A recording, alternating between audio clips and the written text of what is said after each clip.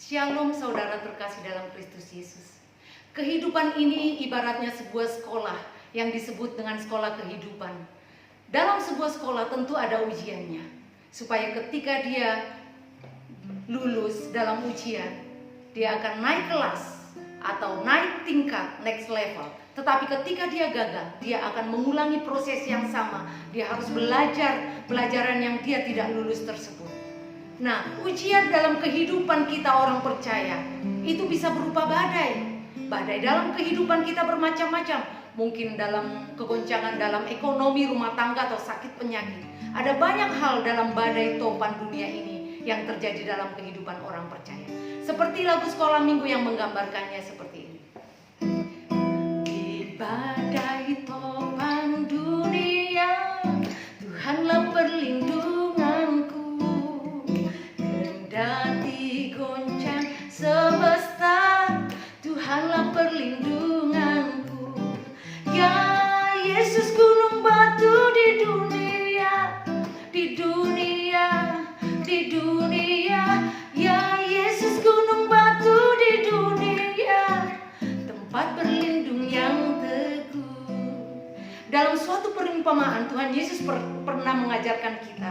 Dalam Matius 4 ayat 20, Matius 7 ayat 24 dikatakan seperti ini. Setiap orang yang mendengarkan perkataanku ini melakukannya, ia sama dengan orang bijaksana yang mendirikan rumahnya di atas batu.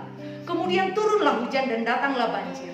Lalu angin melanda rumah itu, tetapi rumah itu tidak runtuh sebab didirikan di atas batu. Tetapi setiap orang yang mendengarkan perkataanku ini dan tidak melakukannya, ia sama dengan orang bodoh yang mendirikan rumahnya di atas pasir. Kemudian turunlah hujan dan datanglah banjir. Lalu angin melanda rumah itu sehingga rubuhlah rumah itu dan hebatlah kerusakannya. Nah, yang membedakan dua orang ini, mereka sama-sama belajar. Mereka sama-sama mengenal firman Tuhan dan mendengarkan Yesus berbicara di atas bukit, berkhotbah di atas bukit. Mereka sama-sama mengerti. Tetapi yang membedakan adalah yang satu disebut orang bijaksana dan yang lain disebut orang bodoh. Orang bijaksana itu adalah seperti ketika ia menghadapi PHK umpamanya, penurunan penghasilan, maka dia akan mengandalkan Tuhan dan Tuhan akan memberikan ide kreatif untuk mendapatkan penghasilan. Tetapi orang bodoh, dia akan mengeluh, dia akan ngomel, kok bisa seperti ini. Lalu badai yang kedua, mungkin sakit penyakit, mungkin segala hal yang menyakitkan terjadi. Orang bijaksana akan berkata, Tuhanlah andalanku. Dia pasti mengadakan mujizat dan dia berseru kepada Tuhan. Tapi orang bodoh, ingat responnya, dia akan putus asa, dia akan berkata, kok gini sih Tuhan. Lalu ada lagi, mungkin dia dijelek-jelekan orang. Ada seseorang yang memfitnah, ada seorang yang menusuk dari belakang.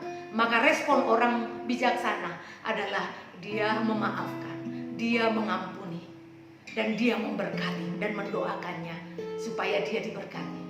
Tetapi orang bodoh, dia akan mengumpat, dia akan marah, dia akan balas dendam, bahkan mengutuki dan berkata, mudah-mudahan engkau celaka. Nah, ketika orang yang berbuat jahat ini mendapatkan celaka, orang bodoh ini akan bersorak-sorai dan berkata, syukurin, rasain. Atau ketika dia mendengarkan persembahan, misalnya disuruh persembahan, persepuluhan, memberi dan menabur. Respon orang bijaksana, dia akan melakukan meskipun sakit. Tetapi respon orang bodoh, dia akan berkata dengan akal pikirannya, kalau aku memberi, apa yang buat bayar uang sekolahan atau kontrakan atau cicilan? Itu respon orang bodoh. Nah, di sini kita diperhadapkan, apakah engkau orang bodoh atau orang bijaksana? Alkitab juga menjelaskan kepada kita dari Efesus 5 ayat 14. Dikatakan, karena itu perhatikanlah dengan seksama bagaimana kamu hidup. Janganlah seperti orang bebal, tapi seperti orang arif. Dan pergunakanlah waktu yang ada, karena hari-hari ini adalah jahat. Sebab itu janganlah kamu bodoh, tetapi usahakanlah supaya kamu mengerti kehendak Tuhan. Dan janganlah kamu mabuk oleh anggur, karena anggur menimbulkan hawa nafsu. Tetapi hendaklah kamu penuh dengan roh. Dikatakan, pergunakanlah waktu yang ada. Di masa-masa work from home atau stay at home ini, Kita jangan bilang, wah mumpung ada waktu, saya akan lihat drakor, berjilid-jilid, berseri-seri, atau sinetron, atau main game online, atau belajar lagu-lagu dunia. Tetapi ketika ada situasi seperti ini, orang bijaksana akan menyikapinya dengan berdoa, bertekun bersehati, dan banyak belajar firman Tuhan, akan lebih intim dengan Tuhan, dan akan banyak diam dalam hadirat Tuhan. Mana responmu? Apa yang kau lakukan?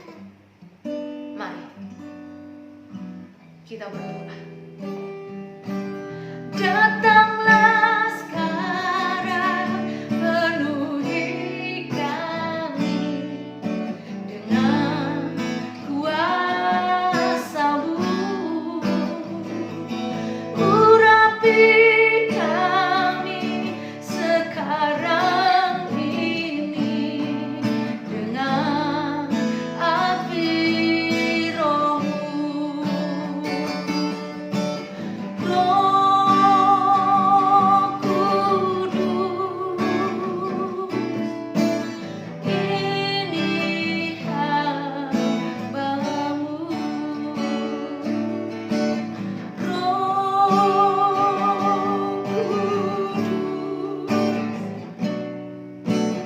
penuhi hamba-Mu. Hamba berdoa, penuhkan hamba-Mu dengan Roh Kudus, sehingga memampukan mereka menjadi orang-orang bijaksana yang melakukan segenap firman-Mu dan berdiri teguh di tengah badai goncangan yang melanda mereka hari-hari ini. Hamba berdoa, kuatkan dan teguhkan iman mereka, percaya mereka kepada Engkau, sehingga ketika mereka menghadapi pencobaan, mereka menang, mereka sembuh, mereka mengalami pemulihan, dan mujizat terjadi. Dalam nama Tuhan Yesus, penuh Roh Kudus, penuh Roh Kudus. Haleluya. Amin. Tuhan Yesus memberkati.